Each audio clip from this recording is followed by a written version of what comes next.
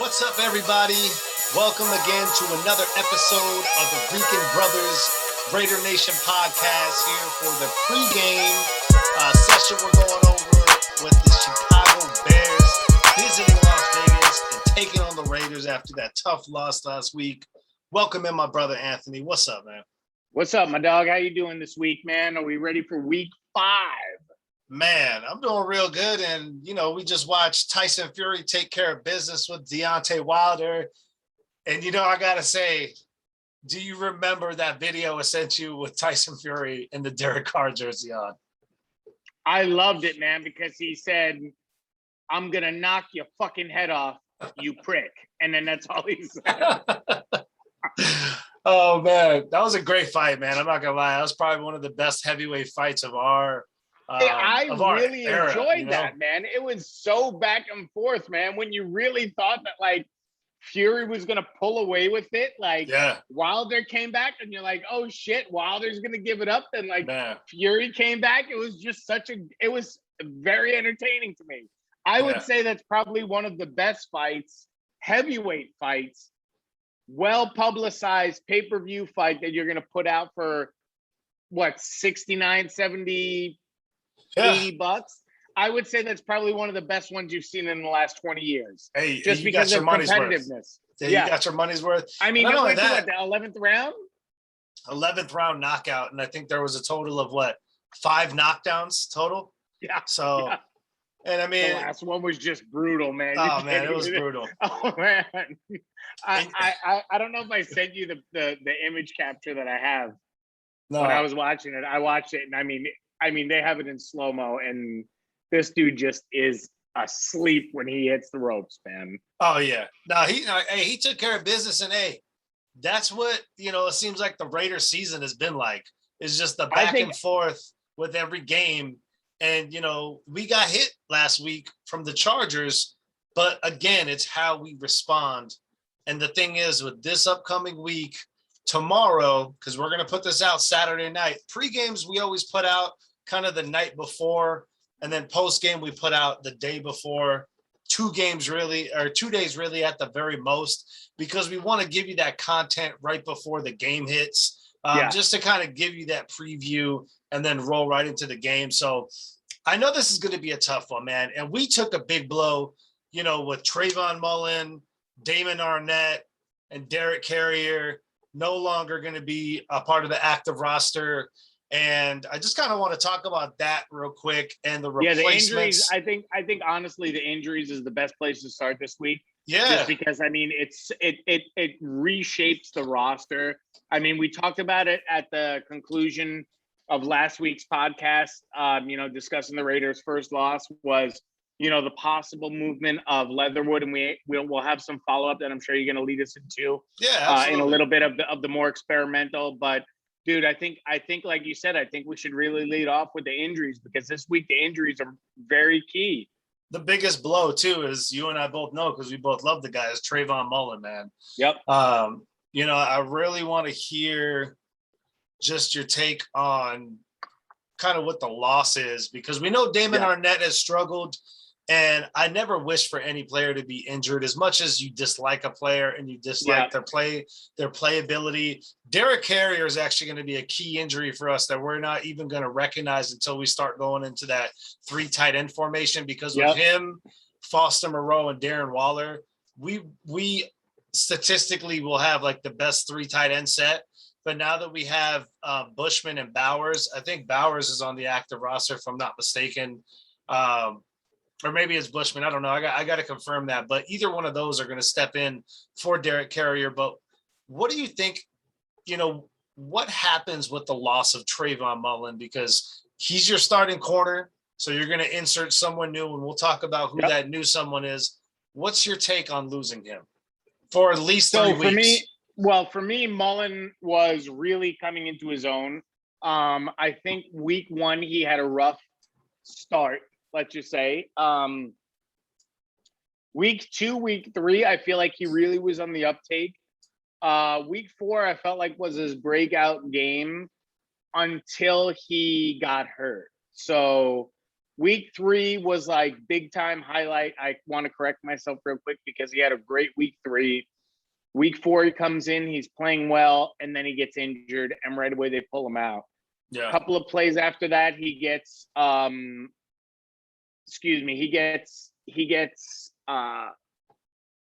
replaced by Damon Arnett, right? Yeah. Damon Arnett comes in, and then Damon Arnett maybe last night, and I think I was talking to you about this. I think Damon Arnett. I think it was like 3 series. Yeah, it was like two or three series. Yeah, and then all of a sudden he's out. Yeah, he's out. So for us, oh man, so this is going to be rough because I mean it's a secondary that's already in question, where they really weren't putting one solidified man in there. The only person that I really see that's in there is Casey Hayward, right? He's the only bell cow in that secondary that you can count on every down, right? Other than that, they were switching up quite a bit, giving rest, populating in for the different schemes that they're running. So I feel like whoever they bring in from the injury reserve, from the practice squad this week, if they tend to move forward, which this is something that I actually have to bring up with you, discussing forward about bringing in some new possible free agents that I feel like the team desperately needs. Yeah. Especially in the secondary. I feel like we really whiffed on the opportunity to bring in Gilmore, especially seeing what it cost, was a 6th rounder, and you're paying his salary. I feel like ultimately, if the Raiders really wanted to do it, they technically could have done it. They could have made a way to make it happen. Once I saw the 6th rounder, this is just me. The money we already knew was coming, right? Yeah. But once I saw that the 6th rounder for the compensation, man, I was like, yo. We could have swung that. And that's my thing for you is that I know that that the Raiders could have swung that because they have that draft capital. In reality, how many? Just the money. Like in reality, right? We have a few guys that have played in the 4th, that we've picked up in the 4th, 5th round of drafts that have actually blossomed for us. But I feel like Las Vegas is a organization that is kind of out of the ordinary because many organizations, their 4th and 5th rounders do not hit.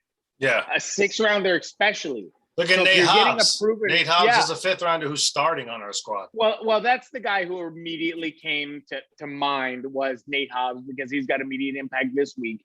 But my thing is, bro, you're giving up a 6th rounder, a 6th rounder for somebody who is a Super Bowl champion, a Pro Bowler, 3 times. And in addition to that, you know that he's going to work in the defensive scheme that we have going on right now. Yeah. So for me, I feel like we whiffed on it. I'm not gonna cry over spilled milk. I'm gonna move on from that. But for me, I think that you have opportunities to answer your question for some guys to come in and play like Amik Robertson, right? I think he's gonna come in. I think you're gonna see Roderick Teamer come in and he's gonna play a little bit more. Levitt's gonna come in and play a little bit more. You know what I mean? And then Nixon's gonna be in there a little bit more as well. So for me, you got to allow these guys who are on your roster to see, and this is an East Coast term, you know this. It's time to see if these guys are going to shit or get off the pot. If they're worth the roster spot or they're not. Yeah. Because for me, I feel like the Raiders do have quite a few players on the practice squad who could be everyday rostered guys on the line. I want to get your take on that and see what you think about the names that I named off. If you're in agreement with that, or you think maybe, what your take is on us whiffing on the free agent pickup. What do you think? So I definitely do agree with like the whiffing on there, but I still didn't get an answer to my question. So my question was, what do you see as the impact for Trayvon Mullen being gone for at minimum 3 weeks? I think immediately with the Bears, I don't think it's going to be as impactful as, say, if we were playing Kansas City or if we were playing the Bills or if we were playing another team who had just sick receivers. Division rival Broncos are coming up, though. So but the Broncos still have taken so many hits in their wide receiver core. I'm not even worried about their wide receiver core because, you and I have had talks offline about this. Raiders and Broncos, heads up. I'll take 10 out of 10 times. You want to bet me 10 out of 10 times, I'll take Raiders every day. Yeah. I'm sorry, I will, because I just like our squad and the way that we match up better than them. And they've had so many key guys go down in their wide receiver core, which impacts their running game, which is, to me, weak. And then you have Teddy Bridgewater now, who was recently, while we were watching the fight, right? He was actually just cleared to play tomorrow. Yeah. So you have a guy who's already beat up. So for me, to answer your question, for this week, we are A-okay. Yeah. For next week, we got to see what's going on. You know what I mean? So it's a week by week thing. I would say for this week, I'm more confident just because you have a rookie quarterback who hasn't proven to you that he can really throw the ball as effectively as the veteran quarterbacks in the league. However, he also doesn't have a wide receiver group that's really great.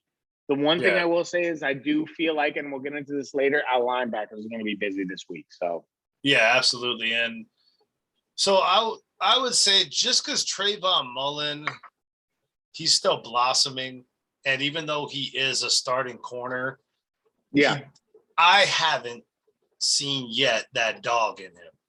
Yeah. And I feel like this may be a pleasant surprise for the Raiders, where Amik Robertson comes in, because he's going to be in that starting role. I'm just letting you know right now. He's taking over. It. Well, no, he's starting this game in Trayvon Mullen's spot opposite of Casey Hayward. So we may see what Amik Robertson has been waiting for as far as his opportunity since Trayvon Mullen went down, because sometimes it just so happens where there's a player who goes down and out comes someone from that backup position that ends up becoming a starter because they got their opportunity and they had the ability to shine. And to be honest with you, I know Amik Robertson's a little small, but he plays a lot bigger and a lot more aggressive than his size. And he's got that dog in him. So I think Trayvon Mullen, I think we're going to be okay as far as him being out. And I like that Keyshawn Nixon is coming back. I know a lot of folks don't like him just because of what he did in Paul Gunther's scheme, but I'm really more confident with him in Gus Bradley's scheme because, let's be honest, he was pretty much playing about the same efficacy as far as Amik Robertson, and Amik Robertson has come to the forefront, showing us more in his player ability. So I think with Keyshawn Nixon coming off the IR, I think it's actually going to be a good thing because not only do we get a great special teams player back, but now we have somebody in the rotation. And let's not forget, we signed Brandon Facyson off of the Chargers practice squad, who Gus Bradley is familiar with, who's actually 6'2", and he weighs in really well. So, I mean, if there are those bigger receivers where there's certain packages we could slowly move and work him in on, and he gives Amik Robertson those breathers, as Amik Robertson is the every down cornerback, I think it'll actually work out favorable for us, even though Trayvon Mullen's out. Now, Damon Arnett, I feel like he was a liability. So I'm just going to say this, let him heal up, let him come back, get some snaps in, and maybe do some okay average work, and it's time to trade him away. That's just my. I have one question for you. Go ahead. One guy who is not active this week that I think could really prove his worth right now, and I don't understand why, and I want to get your take on it, is why is Clinton Dix not active for this game? Why is he not playing when you need help in the secondary? And why are you not giving him an opportunity against a very weak Chicago offense? Your thoughts? Well, the reason is because you got Roderick Teamer. Roderick Teamer's a safety, and Tyree Gillespie is going to back up Abram, and then. Why did you sign him then? That's what I want to know. Why did you sign him? Because it's veteran presence, and if anyone goes down at the safety position, you have Clinton Dix in there. Because to be honest with you, Tyree Gillespie would probably switch out with Jonathan Abram, but as far as the safety position, you have Roderick Teamer back there. So Clinton Dix could potentially be like a role player for, if one of those guys do go down. I get it, but they obviously see something enough to keep him, but just not enough to put him on the field. And that's the thing, is if your backup is still better than most other folks' backups, and maybe even some starters, it just tells you how good that position is strength-wise on the team. My thing is that you're going up against a very inexperienced offensive unit with a rookie quarterback. And I'll continue to keep saying that, right? Because Justin Fields is very new. And in all of his playing that he's had, he has shown that he's very reckless, with the exception of the second half of last week's game. Yeah. Okay. I would have activated, me personally, I would have activated Clinton Dix for this game. I would have put him on the squad. I would have let him get in with some of these junior guys who don't have a lot of experience, because this is his opportunity to get on field and show against a very inexperienced offense. As much as it's the NFL game that it is, I understand that we're professionals every down and you have to put the best team out there possible.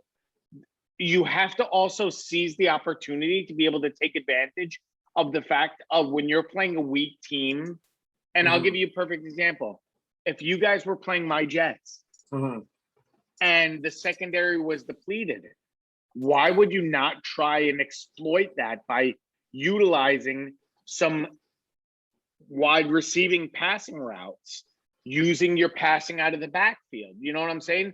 You would do that because I'm isolating your weakness. Their weakness right now is their wide receiver core and the passing routes. Bring a guy in who has a lot of experience in big games to help, nurture that experience of your junior guys. I just felt like this week it would have been a great opportunity to do that. Now, we're speaking because it's pregame week 5. Yeah. So, they could blow them out by fucking 65 for all I know. And, I sound like a complete asshole. But at the same time, I think it's worth the opportunity to give your junior guys that opportunity to be on the field, man. With the senior presence who has had big game experience.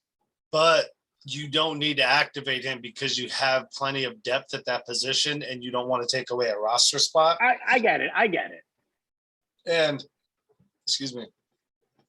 But the number one thing is there's a key guy coming back on offense that I'm fucking ecstatic for, and that's Jalen Richard. Lay it out. Jalen Richard. Oh, I love it. I love it because him, Josh Jacobs, and Kenyon Drake, your pass rush, your pass blocking just got a whole lot better.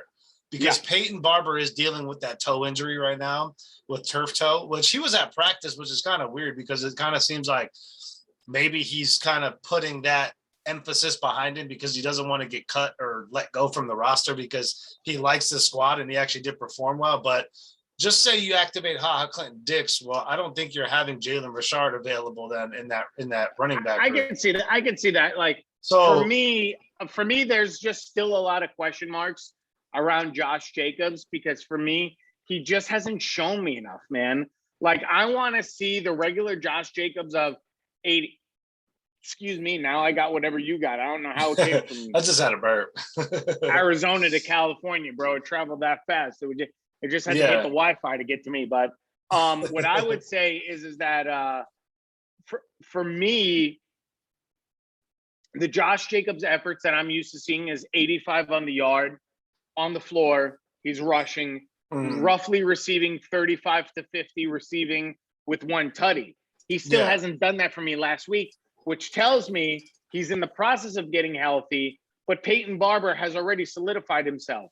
The guy that I feel, and personally in my fantasy league, the guy that I'm looking at kind of dumping is Kenyon Drake, because I feel like Peyton Barber has played himself into that Kenyon Drake role. Now, I know you've said many times on here that Kenyon Drake is a joker role and that he can do many things and he's great. I get it. But here's the thing is that every Raider fan knows how much has he actually been utilized in the last 2 weeks? He really hasn't, and that's my point. I mean, it's more of a pass catcher, you know. Yeah, that's what his role is going to be predominantly. Even in those instances, though, he hasn't produced for you. He has not. Not nearly enough, anyways. And that's why I'm saying he's playing himself out of a job. To saying what you said about Peyton Barber. Peyton Barber rushed for 111 yards not last week, but the week before. Yeah. To me, if I'm a GM and I'm like, hey, who am I going to keep? I'm going to basically cut my losses with the higher salary and get rid of Kenyon Drake. And I'm going to keep Peyton Barber because he's got a higher upside. You know what I mean? But that's me personally. I don't want to get into that, but we have a lot of things to get into. So I'm sorry for digressing, but we're all over the place. We're going to get back on track. We're going to do what we need to do. So I wouldn't mind seeing Kenyon Drake more returning kickoffs. I'm good with that. You know what I'm saying? Because I'd be more comfortable with seeing him in the passing game. I'd like to see him get about 4 to 5 targets. The thing is that he's not getting targeted because, in my opinion, they're not utilizing him in that space right now because they want Josh Jacobs involved in the plan, and they know that he's not 100% healthy to run the ball as much as you'd like. So they use him on passing routes, and we saw that last week. He was in on at least half a dozen pass routes, wheel routes, whatever, just to kind of get the ball out and give a different look. To me, Kenyon Drake is a better route runner. I agree with you. He's that joker role. But I also see what their dilemma is we have Josh on the field. We want to get him involved. He can't run the ball as hard, but we want to make sure he touches the ball. What can we do? We want to see what his explosiveness is. It's all out there, and it's no fault. I mean, I would do the same thing. It's a struggle.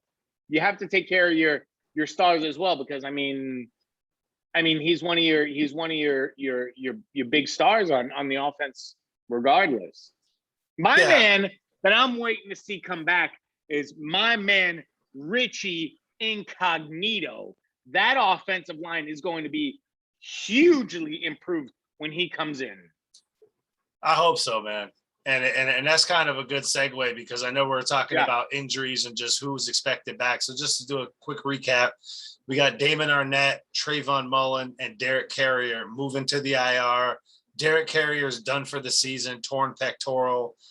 We got Keyshawn Nixon and Jalen Richard coming off of IR, which is a healthy, positive thing that's coming off, in this week with those 2 blows that were taken on the defense. And the thing is too, is it's I'm looking forward to Nick Morrow and Javen White, coming back, just because those are going to be 2 guys who on the linebacking core are going to make an impact. And, we're yet to see that. And Richie Incognito as well. He's going to be coming back here within some weeks. So I'm just hoping that everything goes as planned, just as far as the injuries are concerned. But moving over to the offensive side, we got to talk about Alex Leatherwood getting moved inside to guard at right guard, and Brandon Parker coming over at right tackle, because I remember you and I had kind of discussed hey, Brandon Parker's really not the answer, but he's serviceable for right now. And we can see if, Leatherwood can do some things here because, he has played guard before. And we saw what was happening with him at right tackle. So what do you feel about this offensive line? Because obviously the Chargers showed, where our weakest spot is and what's affecting us. So what do you feel about everything? I think that the Chargers game, as much as we hurt for the loss, exploited a weakness that we had to identify, that I would rather lose, and this is something that we can get into offline, you and I discussing this. I would rather lose in season in a divisional game to a Chargers team earlier on to identify my weaknesses. I don't think they're put together for a long off-season. A long postseason run, because I just think they're way too young and the inexperience is going to get to them. I think that playing at the level of intensity that they play at, they will realize that bumps and bruises come up. So they're going to have to sit some of their guys rather than taking a loss to a very healthy Chiefs team mid to late season. So I'm more grateful for actually them identifying the weakness now. Joey Bosa, I'm not going to take that away from him. He's one of the elite pass rushers, and he is very much a dominant presence on the defensive line for them. That's why they've paid him. They keep him. He's a franchise player for them. And the Bosa boys, whether we're talking about Nick in San Francisco, or we're talking about Joey in LA. They're two huge defensive presence in their scheme. Okay. Yeah. My thing to me is that he identified to us, the Las Vegas Raiders, that Alex Leatherwood is indeed, yes, a good fit, but he needs much work. Yeah. He is a rookie, and he will get beat by anybody who has any type of pass rush scheme. Yeah. Which leads me to my next point.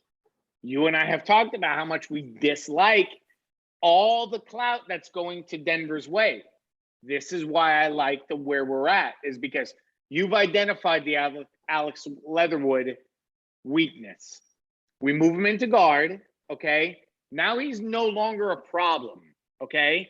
He's playing interior on the offensive line. Mm-hmm. Now you don't have to deal with guys who are coming at you like Chubb, or let's talk about what's my Von Miller. Von Miller. There you go. Thank you. From the linebacker position, right? You don't have to deal with that rush. He's guarding the inside of the quarterback in the pocket, which you pointed out on anybody who, if you want to take a look at my brother's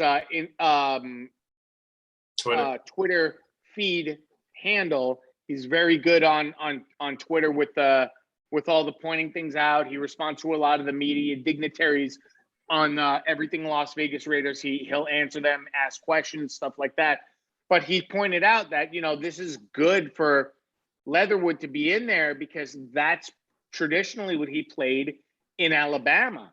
Now, for me, you've identified a weakness for us that as it's coming later on down the road, we have a plan of attack that we can make a good postseason run if we stay on the trajectory of all the healthy guys that we have. And I say if we have the healthy guys because we saw what happened the year that Carr went out. We tanked. We didn't do well, right? Although I do like the backup. I mean, if Josh Jacobs is out, you already see that we're kind of have like a non-existent rushing game right now. I really hope that we pick that up this week against, a very stout defense, but at the same time, we can take advantage of that. But to me, we have a team that is on the cusp of being great, and we are very good. We could be great. Yeah. And with the down week, and I'll identify this later in my closing thoughts, this is an opportunity for us to lock up a winning record over the Chiefs this week. That's why I'm so critical of these moves this week. I think it's very important against the Chicago offense. It's very important for our defense because that's all we have to rely on. The offense is going to fly. The offensive line is what I have questions on. Yeah. The defense is where I'm going to look. And the secondary is our weakness that I'm just like a little worried about. But you've identified some of the guys. So. Yeah, well, the thing is I know that Alex Leatherwood didn't do the best at guard in Alabama, but he was also extremely young. It was a sophomore year, but then he got it moved over to tackle. But the thing is his technique, his footwork, and his positioning, I think, is more meant for a guard position as far as the way that he plays on the line. And I think that he has a lot of things to learn about the tackle position before he starts to be successful at it. Now, I know that he was like bottom of the barrel when it comes to right tackles, right, for how they ranked. And Brandon Parker's been in our system for 3 years, man. Like, this is like going on, I think, his third year now, if I'm not mistaken, possibly fourth. And he knows the scheme. So, like, if I'm going to put my faith in anyone, it's going to be somebody who's played in the scheme, played at the position, and has learned from their mistakes. Because not only is he big, he's just – this is his third year, by the way. Third year, yeah. So he's just as big as Colton Miller, and he's actually gained weight and actually done a lot to improve his skill set. Now, I'm not saying he's going to come in and he's going to be an all-pro right tackle, so I don't want anyone coming from my head for that. But at the same time, I think he's a lot better than Alex Leatherwood at right tackle. Well, let's be realistic here. If you want to talk size and strength, 6'8", 320 is what it is listed. This is a big man. Yeah. Well, and he can move so like too. you said, that's what I'm saying is that he's not a guy who's going to get beat based on size. Yeah. Well, and I think with him, him using his feet positioning and leverage as far as his arm length is his strongest suit, which it's a little bit harder for Alex Leatherwood because I think he's around 6'4" I want to say. 6'5". Yeah, 6'5". So, I mean, hey, 3 inches is 3 inches because, that's the difference between making a block and missing one. So the thing is I think with Alex Leatherwood getting kicked inside early as we identified the issue on the offensive line, I think it's actually a good thing because I think Tom Cable is just kind of looking for that secret 5 that's going to unlock the combination of just like a successful front 5.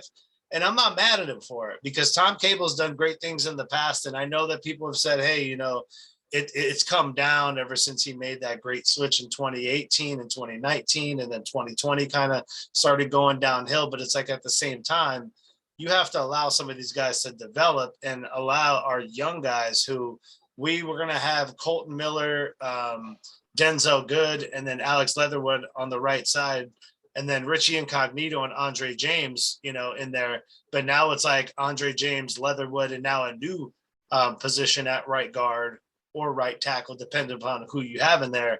Pretty much Colton Miller is the only veteran on that line. So now you put in Brandon Parker.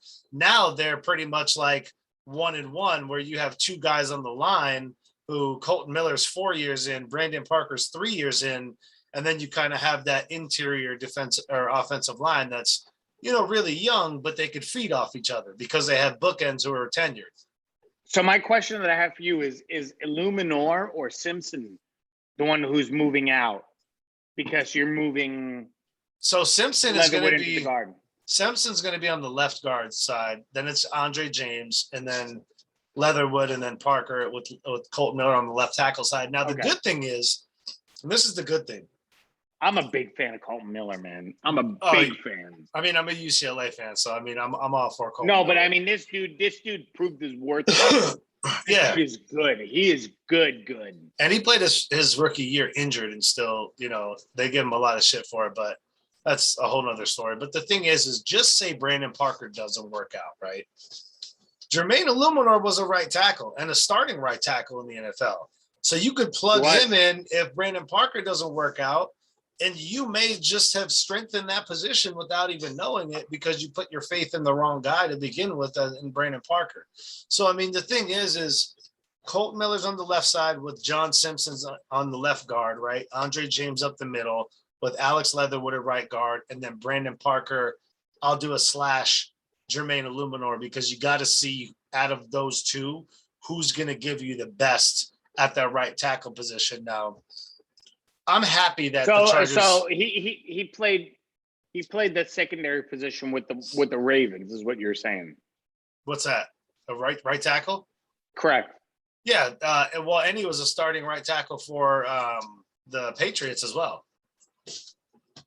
Patriots and the Ravens. So you're looking at the makings of a better line if everything works out the way Tom Cable is, thinking this through. But you have to thank the Chargers because they kind of put the urgency on the coaching staff to make that change. Because the number one thing that John Gruden wants to do on offense is what? Establish a run game. So you're not going to. Let's be realistic as well. He was. Oh, I see my man Rocky back there, man. My man Rocky was just chilling, man. He don't even know what's going on. Hey, but what I was gonna say is, we're talking about him being a guard while Brady was in New England. Yeah, it wasn't when Brady was gone, and you're trying to figure out the offensive line, which I'm not banging on them. But you're talking about when they were making their Super Bowl roles, that this dude was on the offensive line. So he's no slouch. He's no slouch is what I'm trying to highlight. Well, and the thing is he's been a right tackle for a pocket passer predominantly, which let's just call it what it is. Carr is a pocket passer, even though he can move within the pocket. He is, but and I like this term that you use. He's got that Joker status in him where he'll tuck the ball and he'll run. Yeah, if he has to. But he moves around in the pocket and he makes some plays with his legs because he just needs to like be able to move around a little bit. Like that whole Bosa comment with the whole like folding and all that bullshit. I'm not buying it because I know a lot of that motherfucker Joey Bosa was talking shit, man. He was. It really pissed me off when I saw that tweet. It's like it is what it is. As soon as we were coming for him, he crumbled. It's like, what fucking game were you watching, homie? Like, bro, I don't think anyone not at all. I don't think anyone in their right mind as a quarterback would just sit there and just get decimated by a defensive line. Like, you got to be a complete idiot because you're not going to here's the thing is that you're not going to be healthy.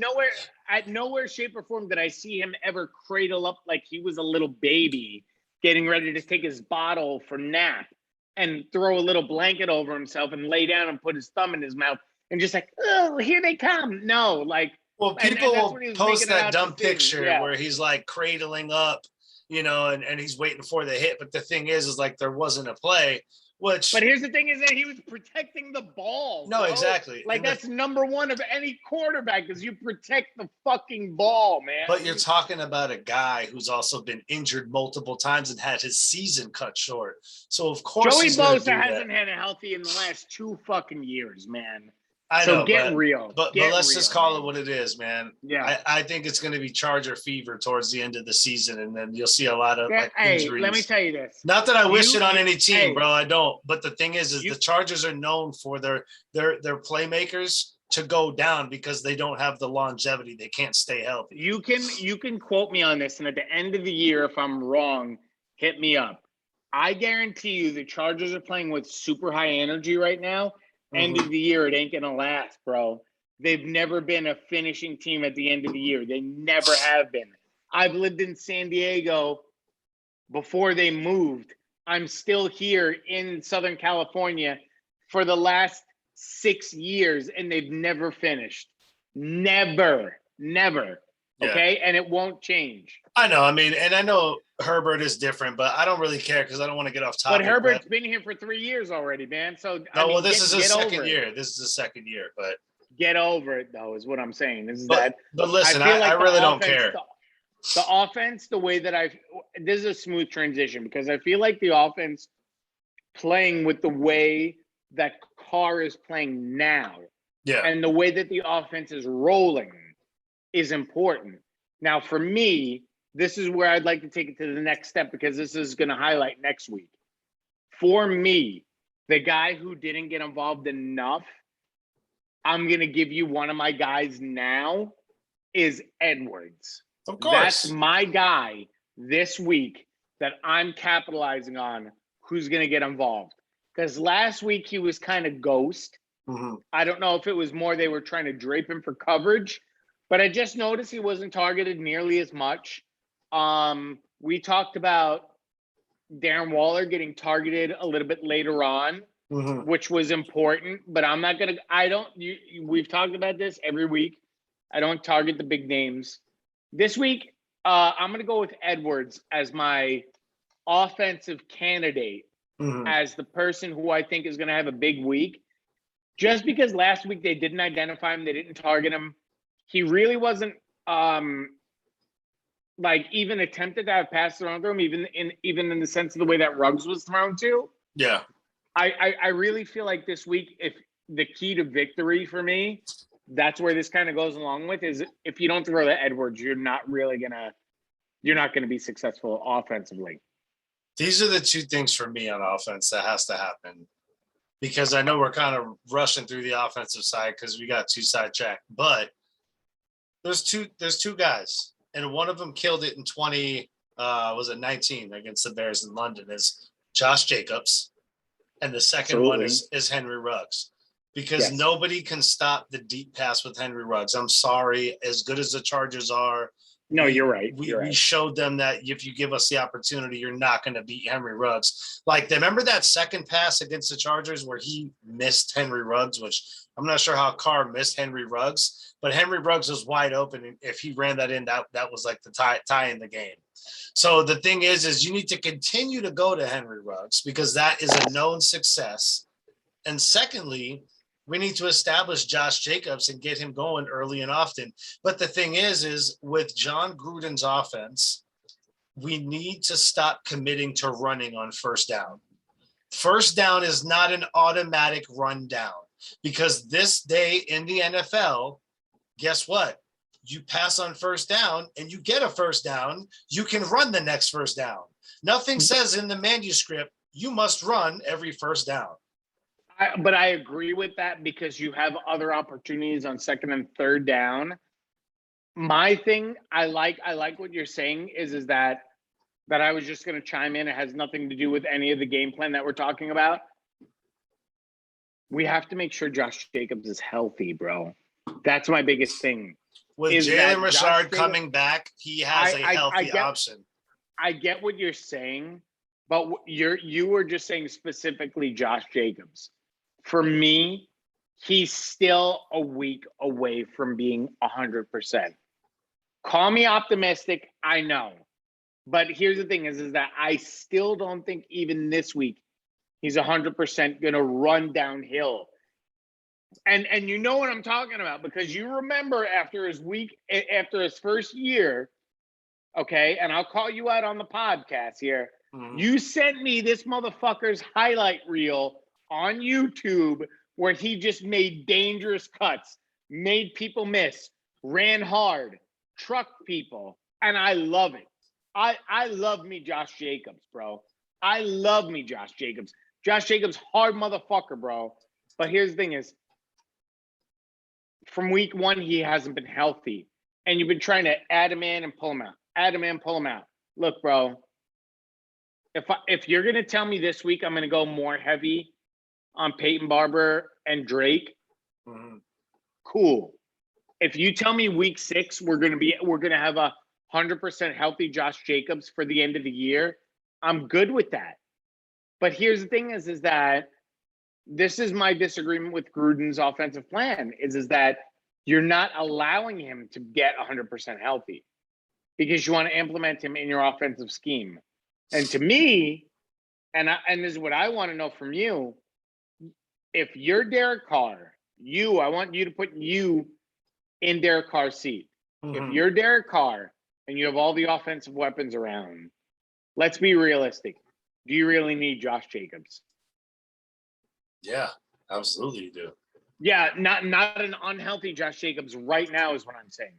If I told you, yo, Derek, this week is the thing though. You're not understanding something though.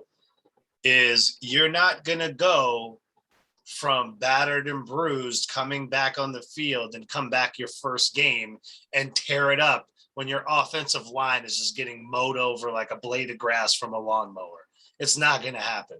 So he got 40 yards on stuff that wasn't even really there. So Josh Jacobs, I can tell you with a better line this week, better positioned line anyways, not better line because it's still the same fucking people with the exception of Brandon Parker, which I like me some Brandon Parker. I'm not opposed to him. I say let him get better as he has over the years. But the thing is Josh Jacobs just needs a little bit.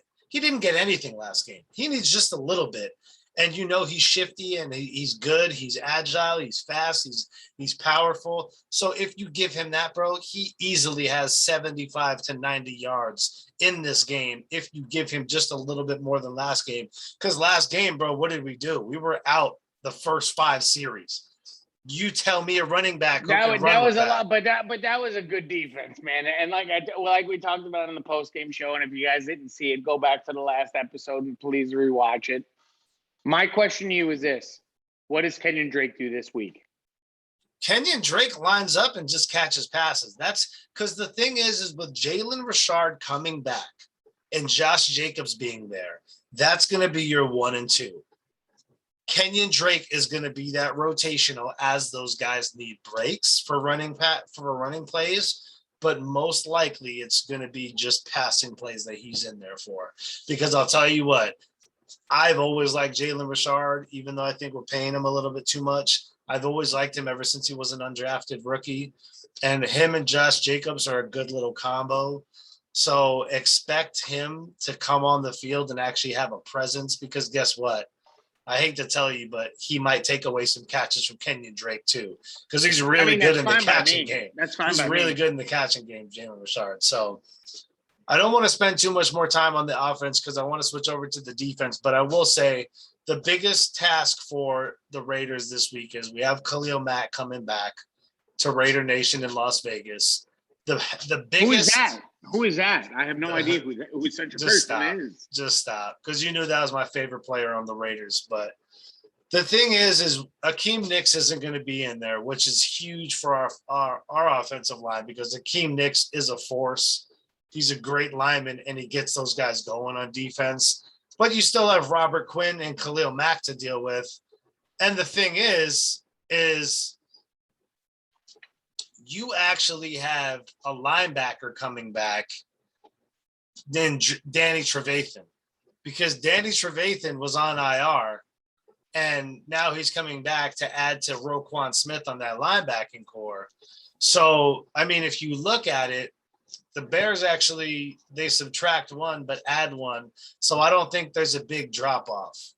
Now, as soon as you come back on screen, because I don't know where the hell you went and I don't know why you're leaving while we're doing a show. I apologize. I just went to go grab a drink of water. So the thing is I want to know what you think about that, since Akeem Nicks is going to be out, but Danny Trevathan is coming in, and he's a great linebacker. With him and Roquan Smith back there, and then you still have Khalil Mack and Robert Quinn up front, that's going to pose some problems for us. Now, I know their secondary is not the greatest because they have young guys and they lost Kyle Fuller and whatnot. Yes. But I think, in my own opinion, our offense is going to end up being able to withstand that and overcome that, and kind of, there's going to be like a back and forth at one point, but I think we're going to pull away at one point as well. So that's just my last take on that. I mean, what do you think is going to happen as far as that defense matching up with our offense, with how our offensive line looks? So I feel like, honestly, this week is going to be a true test, because I feel like the Chicago organization is very young. That's why I feel like we could test it this week. Mm-hmm. In the event that John Gruden is unhappy, he can throw his very healthy cowbells in there who are going to impact a lot of defense. My problem is that I don't think he's going to give Max Crosby breaks this week. Max Crosby wants to be in there every play. I was talking about the Chicago Bears defense, not our defense yet. I apologize. So the Bears defense is great, okay? And I do like them. However, they have proven that they cannot stand up to offenses, okay? They have proven that over the last few weeks. If you struggle with the New York Giants offense, bro, that ain't going to work with a Raiders offense, okay?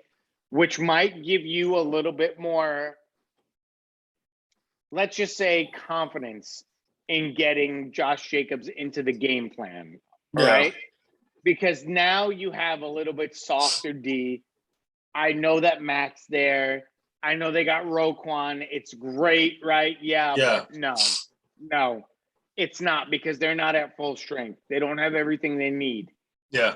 Well, the secondary, I think, is the biggest question too, because I think our wide receivers match up real well against our secondary. So that's where I was just going to go at, is I feel like our secondary is going to be relied on right off the bat. Our wide receivers. Yeah, I've had a lot to drink today. I apologize. I was watching the fight. Wide receivers, not secondary, are going to be relied on heavily, in addition to Waller, right? Mm-hmm. Which is going to take the pressure off of our running backs. I think our fullback and our running backs are going to get involved more of second and third down, because as you previously pointed out, we're going to go pass heavy early on in downs. We're going to try and get to the point where we need to take advantage early on, because we know that secondary is not going to be there, right? Yeah. I think as you wear down the game plan as time goes on, mm-hmm. Mac's going to need breaks. Roquan's going to need breaks. They're going to come out, and that's when you're going to really feed Josh Jacobs. Yeah. In the event that you're getting into more of a red zone, I hope as a fantasy owner that you're going to feed Kenyon Drake, but more primarily, I think you're going to get your other backs involved in the mix. More importantly, I really hope to see Renfro involved in more red zone targets, getting him in the end zone and getting some touchdowns. Yeah. So as far as to answer your question, I really look at the depleted defense of Chicago, which has primarily been a strength of their squad, really, while the offense was getting put together. With them being depleted this week, I think that our offense should feast on them. Derek Carr should have no problem picking them apart. Yeah. And I look for anywhere between 35 and 42 on the point offensively. Yeah, I mean, I'm hoping so. I mean, we didn't hit the over under at the beginning of the show, so I definitely do apologize because I kind of just sparked something. But let's switch it over to the defense because we spend way too much time on the offense and not really getting too far in depth with that. But I mean, on the defensive side, I think the biggest thing is slowing down, the Bears' run game. And if I'm not mistaken, let me just confirm this. They have the running back from the fucking from the Damian Williams is going to be the starting running back, taking over for David Montgomery because he went to IR. That's what I was gonna say. Montgomery was the starting running back. He was from Green Bay. He's gone. Damian Williams. He wasn't from Green Bay. He wasn't from Green Bay. Yes, he was. No, David Montgomery was drafted onto the Chicago Bears. No way, dude. He played on Green Bay. No. Yes. I'm telling you, he never did, bro. I'm 100% honest with you. He literally was drafted by the Chicago Bears in the 3rd round in 2019 from Iowa State. So yikes. Yeah. So follow up on my part then. No, it's all good. I mean, so the thing is Damian Williams is not a slouch of a running back. So the big thing for the defense is slowing down that run because you saw what the Chargers did to us with that run game. It opened up all kinds of issues, and as good as a pass defense that we have, Herbert was able to pick his, openings with the mismatches that we had, which was mainly in Jared Cook. I don't want to see that with the Chicago Bears because I know Amik Robertson is going to be playing. He's going to be starting opposite of Casey Hayward. We have Abram and Nate Hobbs right in there. Basically Nate Hobbs playing slot corner and Abram playing strong safety with Trayvon Merrick in the back. And I look for the linebackers to be busy in this one, like you said, because they're going to try to get that run game going. And you cannot let Allen Robinson have a big game because Allen Robinson has been quiet. He's on the trade block. And there's this other guy. What's his name? Darnell Mooney, I think it is. Yep. Darnell. You got it. Yeah, Darnell Mooney. He actually had a hell of a week last week. And he's going to be a go-to guy for them because he's an emerging star on that wide receiver side. And with Justin Fields' ability to scramble, they have to be able to contain him. And I need to see a lot from Max Crosby and Yannick this week with, again, not only the pass rush pressures, we need the closing. And to be honest with you, who I think is really going to come on strong in this game and is going to be rotating in is Solomon Thomas. Because Solomon Thomas, Solomon Thomas, along with Darius Philon, those are my 2 guys as a defensive tackle. I love Quentin Jefferson. I really want to see him have like a showing out for at least 1 or 2 games this year. But Solomon Thomas and Darius Philon have been coming through for me and just showing me why they're a pivotal is not a word, a pivotal part of this game with the defensive tackle rotation. Because, we know we're going to see Farrell and Nassib in there rotating with Yannick and Max. Not really as much with Farrell, just because I think his snaps have gone down. But with Nassib especially coming in for Max and Yannick as needed, I think that running game is going to be pivotal to stop. So you'll see those linebackers get a lot of work in, like you said. So the guys that I feel like you got to stop on offense because we've identified Montgomery, which is great. Mm-hmm. But the 2 guys that I think you're going to need to stop on the offensive side of the ball is Cole Kmet and Jimmy Graham. Well, yeah, right? They're both their which tight is ends. which is crazy They're both because their tight ends, which is crazy, right? I heard the Bears have 5 tight ends on their fucking roster. Well, which but is here's crazy the thing: is that think about the two just names that I said. Anybody would die to have Cole Kmet or Jimmy Graham as their tight end on their squad. Yeah. Now, keep in mind, I'm saying this because we're Raider Nation, right? Raider Nation, like the odd man out, just balls out on us and like makes us look stupid. Mm-hmm. So that's why I'm identifying these two guys, is because it's tight end position, and they haven't balled out, period, before this point. Yeah. So that's why I'm saying I think these are the points that we need to identify, and that's why I previously said that the linebackers are going to be a very integral position for us to be able to handle, right? Yeah. But yeah, for sure. I mean, you have to watch them because I liked how you identified our defensive guys. I wanted to identify theirs just because they're offensive guys, just because I really think that they're tight ends are their strength. I'm going to be very real. No, it is. I feel like that's who Justin Fields is going to go to, because that's going to be a security blanket for him. Yeah, so that's why I go to those two guys. So if anybody's wondering, that's really why I went to those. Those two guys. Hey, and no bullshit. We can't let Marquise Goodwin have a good game because I don't think that guy's been relevant in a long time. And it's like some reason, the Raiders sometimes have these fall off games where these guys who are not really relevant come to life because, they may have a mismatch. But the thing is it's like Darnell Mooney is a hot guy right now. He's a hot name. He's hot in the offense. So, you're going to have to slow him down.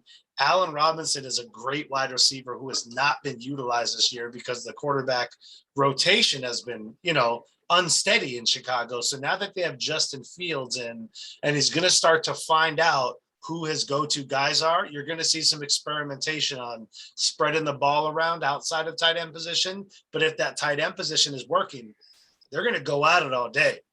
What's the success for you to keep rushing yards for Justin Fields? Because he proved that he's another Michael Vick, basically. He wants to try and be like Mike Vick Jr., wants to tuck the ball and run. He doesn't want to hand it off to his running backs. You can't over-pursue. You can't over-pursue. What number of yards do you want to see the Raiders hold him under rushing-wise? You got to hold him to 50 and under. I like that. That's exactly what I was thinking. Yeah, just because, anything over 50, it's just going to be it's going to be too much room. And the thing is it's like you have to come in under control with the pass rush. I know these guys get aggressive, but you have to keep some sort of contain because once you over pursue, who's coming up? Who's stepping up? You know what I'm saying? And the thing is if there's any kind of passing plays put in play, we have to have our linebackers playing real disciplined football. And from what I've seen, that's an area that we need to work on, is playing disciplined, under control football when a quarterback is scrambling and having those guys rolling out who are just kind of making up their routes because they already ran their route coming back to catch the ball. So, I mean, I need 50 yards or less. I mean, what do you feel like has to happen as far as, with the pass rush and just, from those fill-ins on the secondary with the Meek Robertson is who I'm really looking towards, and just that rotation in the secondary. So my guy that I'm looking at this week on defense, by the way, is going to be Kayshawn Nixon. Okay, Keyshawn Nixon. Yeah. So I think for me, I want to see the Raiders get a secondary pick. Yeah. They need that. Mm-hmm. They need that. And we've texted throughout the last few games, we need a secondary pick. We need that pick to bolster the secondary. I'd like to see Nixon do some work this week. That's my guy. I'm telling you that right now. So if any of you motherfuckers try and claim him, you're wrong because I got him. And then, I'm gonna see Malcolm Kuntz. I'd like to see Kuntz do some work this week. Man, he hasn't been playing, and I'm not sure what his injury situation is or what's been going on. And that's the thing is that I need to see him. I like him as a person, man. I like him as a person. I think he's got that grit. I think he's got that work ethic, and that's why I'm saying with the depleted defense this week with some key injuries, I'd really like to see Kuntz come in and play. So my guys are going to be Nixon and Kuntz this week for defense. I honestly don't know if Kuntz is going to be active. So I'm just going to give you a mulligan, and I'm going to ask you, if it's not Kuntz, who's your secondary? Because I don't want it to. That's going to be unfair. All right, if Kuntz doesn't dress, then it's like, if it's my secondary, I'm going to go with Gillespie. Gillespie hasn't been playing either. Meek Robertson. Yeah, Meek Robertson is starting, but I'm saying like Tyree Gillespie has been playing special teams only, and he hasn't been. Go with guys. Look, I'm trying to go with guys that people don't identify, who are not like homering and being like, oh yeah, they're gonna have a great week. No, man, I want to go with guys who are outside the box, who are gonna have an unexpected week of production. I get it, but this is the thing: is you're picking guys who are not even going to get playing time, which doesn't make a lot of sense. Because Malcolm Kuntz hasn't dressed for the first 4 games, okay, which I don't know what's going on. And I want to know because I'm eager to see what he can do. But Tyree Gillespie is literally a backup, and he plays on special teams, but he's not playing actively on the defense because Gus Bradley doesn't have him in rotation right now. So my thing is, you have Keyshawn Nixon. So it's basically a Meek Robertson and Keyshawn Nixon is who you're looking to this week, right? Correct. Okay. So what I was going to say is with those 2 guys, I do want to see a Meek Robertson do well because I really think that he is going to come into his own and he'll actually show us what we haven't seen yet because he hasn't got the opportunity. But the thing is I want to see Yannick Ngakoue come alive. I need to see finally, that. And I get it. He's been saying the same. And listen, that last game, I think a lot of it has had to do with there was a lot of holding in that game. I'm just going to come out and say it. And I'm not trying to whine or anything like that, but there was a lot of holding on the defensive ends with Yannick and Max. And this is what I want to see. Jason Peters is the offensive lineman for the Bears, who's going to be going up against Yannick Ngakoue. I need to see him decimate Peters because Peters is old. Although he's a great lineman, I think Yannick Ngakoue should have the edge. Secondarily, I want to see Denzel Perryman be another force this week with a hash or a slash Corey Littleton. I want to see Yannick Ngakoue and then Perryman Littleton kind of double up in that linebacking core and cause some pressures. And I'd like to see Gus Bradley be a little bit more aggressive because I know we've been sitting back and kind of, just playing the catch defense that cover 3 is. But I want to cause some disruption, and I think a little bit more aggressiveness needs to happen. So with that being said, let's see here. I just want to pull something up real quick. So let's see here. The over and under is 45. So are you taking the over or under in this game for total points 45? Oh, man, dude. Because here's the thing that cracks me up, bro. What's up? So I don't rely heavily at all on Chicago offense. So I'm banking on 35-42 offensively. Let's just say 35. I'm very comfortable with 35 from our guys.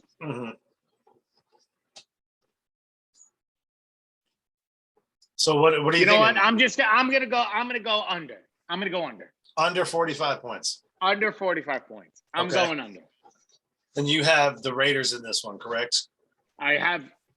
What's the final score? What's the final score? I would bet my sperm on this one, bro. Shut the hell up, man. Come on. Our viewers don't want to hear that shit.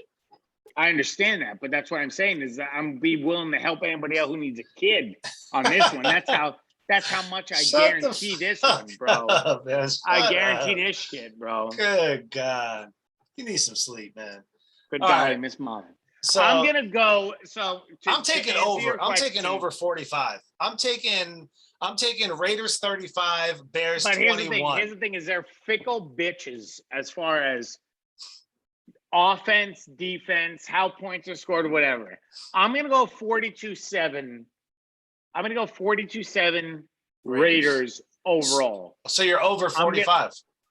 I am over 45 for overall points. total. Mm-hmm. But offensive points, though, I'm saying we're going to score 35. I'm going to say we're going to get a defensive touch. Okay. Right? Okay, I got you. And then in addition to that, I'm going to say they're going to get an offensive trash time touchdown. Okay. That's what I'm calling. I'm going 35-21 in this one, Raiders. And I think it's going to be I think it's going to be 35-14, and the Bears get a trash touchdown to make it 35-21. So we're looking at 56 points in this one. But the Raiders score winning by 2 touchdowns, and I am over the 45-point spread. And I'm not betting this game because I did bet on the last game. And I know one rule of gambling is you never gamble on your own team. And yeah, I've learned some lessons here since DraftKings is live in Arizona, and I've been betting some money. I've won a lot. I've lost a lot. And right now I'm pretty much playing with my last dollars on my winnings. So I want to get back right. And I'm really hoping for the Raiders to pull this one off because we need to move to 4-1 and we need to respond. We really need to make a statement in this one. So what are your closing thoughts on the matchup between the Chicago Bears and Las Vegas Raiders with them coming to our hometown? So my closing thoughts is this. And I'm speaking directly right here. Ready? Las Vegas Raiders defense, please step up this week. Allow Mr. Derek Carr to be able to take some time off, rest his joints, and please be able to gather his offensive mind. Last week, you did not do this man right, and you hurt him. So I'm going to ask you, defense, to step up this week. Make this rookie quarterback's life a living hell. Because every other team in the NFL has made Zach Wilson's life a living hell. I ask you this week, sir, and Las Vegas Raiders, make Justin Fields' life the worst that he's ever experienced, to the point where we give our offense enough time to calibrate, formulate, and basically carry out the game plan. That's all I ask. Okay. So, yeah, man, I mean, my final thoughts are, hey, offensive line, do your job. Come out the gate. Don't come out slow. Push the ball downfield early. Keep your defense off the field, and let's bring it home, man, in front of your home fans, and let's bring it to 3-0 at home, because I think first place is meant for us. You know, I will say this because I did do this bet, is I have the Raiders winning the most games this year in the NFL. That is a bet. That is a bet that I did make. I know it's a big one, but I do feel like going into our bye week, we could still only have one loss. So I want to continue the positivity, and I don't want anything to happen with Derek Carr's health status. So please protect him, and let's go out there and get this win, man. Chicago Bears are a tough team, but we got the juice. We got the personnel to do it. So I just want to say, I love you, Raider Nation. Please like, subscribe, and share for the channel. And thanks again for tuning in to the Rican Brothers Raidernation podcast. And just a heads up, Ludacris is performing at the halftime show in Las Vegas. So Luda is one of my all-time favorite hip-hop artists, and I really urge you to check that out, man. This is your boy Nazo and Anthony signing off. Let's go, Raiders. Follow this man. Follow this man. Let's go, baby. Let's get this man another 100 followers. Let's go.